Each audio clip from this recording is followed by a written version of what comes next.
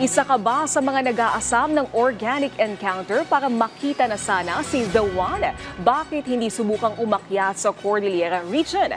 Dahil batay sa datos, abay maraming single sa rehiyon lalo na pagdating sa mga kalalakihan. Kung ano ang kanilang dahilan, alamin natin sa sentro ng balita ni Christine Sabaway.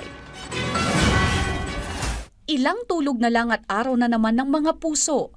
Pero ang ilang mga kababayan natin sa Cordillera Region, tila normal day lang at malamig din ang February 14. Batay kasi sa datos ng 2020 Census of Population and Housing ng Philippine Statistic Authority Cordillera, mahigit 500,000 ang naitalang single sa rehiyon. Sa bilang na ito, 55% o katumbas ng mahigit 319,000 ay mga lalaki. Mas mataas kumpara sa mahigit 264,000 na kababaihang single. Ayon sa isang eksperto, may ilang dahilan kung bakit pinipili ng ilang lalaki na maging o manatiling single. Kabilang dito ang pagiging focus sa kanilang career, pag-aaral at pagiging financially independent.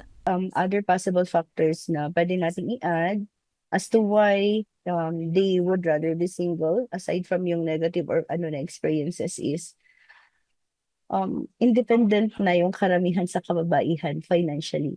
Economically speaking, kasi di ba if you cannot provide for yourself, you cling on to somebody or to someone who will provide for you. Independent na kababaihan ngayon, women empowerment na.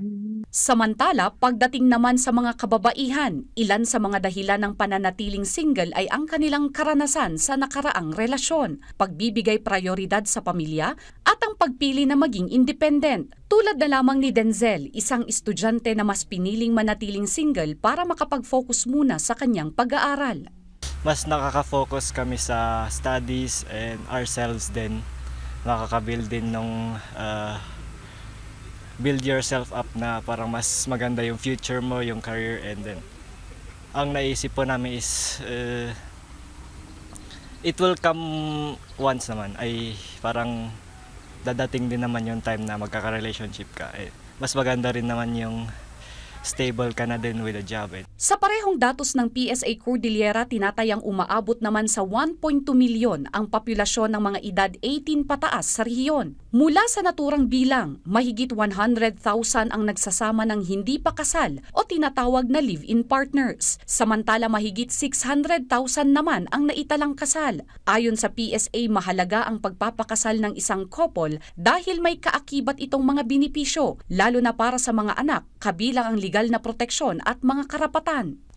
Pwede pa rin naman na punta sila sa mayor at magkaroon ng civil wedding. And sa judge, pwede rin. What is important is that maging valid yung kanilang pagsasama para yung magiging anak nila ay hindi makukonsider as illegitimate child. Naniniwala ang mag-asawang sina Raquel at Jessie na mas mabuti kung legal ang pagsasama sa pamamagitan ng kasal. Magpakasal. Kahit paano, diba, mas maganda na maayos tayo sa harap ng Diyos. At the same time, legal. Oo, kumbaga merong blessing. Nagiging legal tayo, may blessing. Sa kabilang banda, ibinahagi naman ng mag-asawang Malu at Leo na bago sila ikasal, ay nagsama muna sila bilang live-in partners. Dito raw nila mas nakilala ang isa't isa at nasubok ang kanilang compatibility bago tuluyang nagpakasal. Kasi sa totoo lang, nung una, nag-adjust pa kami. Pero ngayon, we're getting older. Parang getting deeper and deeper. Hinihikayat ng PSA ang mga couples na hindi pa kasal na makipag-ugnayan sa kanilang lokal na pamahalaan o sa munisipyo kung saan sila nakatira para maisakatuparan ng civil wedding at maging legal ang kanilang pagsasama. Samantala, batay naman sa isinagawang survey ng Social Weather Station mula November 24 hanggang 30 noong nakaraang taon, lumabas na 46% ang nagsabing lubos silang masaya sa kanilang buhay pag-ibig. 40% naman ang nagsabing maaari pa silang maging masaya at 14% naman ang nagsabing wala silang buhay pag-ibig. Christine Bornolia Sabaway para sa Pambansang TV sa Bagong Pilipinas.